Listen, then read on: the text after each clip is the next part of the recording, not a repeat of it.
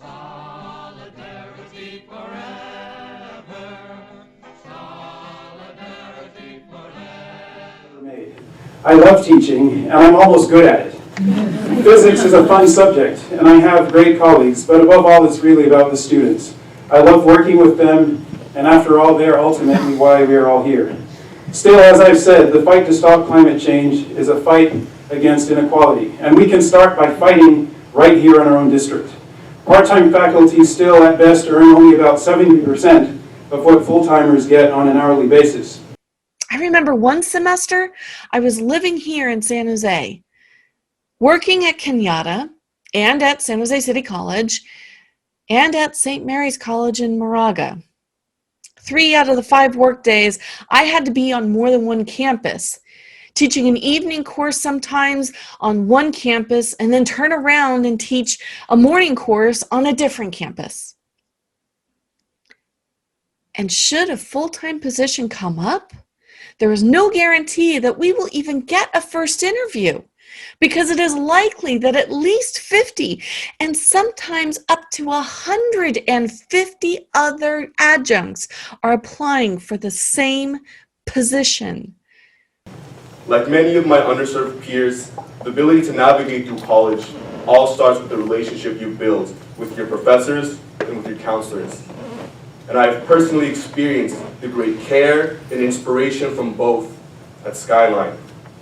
However, but if they themselves do not have the capacity, energy, nor time to help students because of their excessive workload, because of their fatigue, it fosters an environment in which students are being set up for failure rather than success, thus creating a rippling effect, affecting not only the students as an individual, but our schools as an institution and our community as a whole. On the peninsula, students and faculty at San Mateo County community colleges are demanding safer learning conditions. And as someone who graduated during the pandemic, I know how important the in-person learning experience is, but it cannot come at the expense of our lives and of our well-being. From a counselor's perspective, we've seen from experience the ripple effect of the impact of class cancellations. For a full-time instructor, this may mean having to rebalance your load. For a part-time instructor, this may be the only class you are set to teach this semester at this college. Or it may be the one class that a part-time instructor needed to make sure they could pay rent and utilities. For the union makes us strong. When we preemptively cancel a class, sometimes in the middle of summer, without giving it time to fill, we are burning our relationships and breaking trust with students, even after they did everything we asked them to, everything right, by registering early. Cutting their class is the onus on them for now limited seats, with a cascading effect on students we're trying to recruit at the start of the term. Still a very considerable amount. If your classes are being canceled, it's obviously coming at the expense of your graduation rate. So canceling classes can be a result of low enrollment, but when the district cancels classes that students want, they are either forced to move to a different college, which also contributes to low enrollment overall.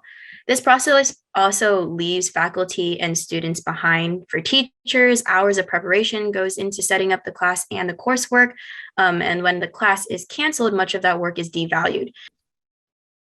My name is Hannah. My mom is Rika, and she is a sociology teacher at Skyline College. We are not only a teacher. We are a mother. We are a father with a family to support. Paid parental leave is an equity issue. We should not have to choose between spending time with our newborn and earning an income. I collaborated with members of the California Federation of Teachers, community college teachers from across the state, from San Diego to Humboldt. We all called in to the state assembly and gave public comment during one of their meetings, encouraging them to support the governor's budget request and healthcare for part-timers in the district.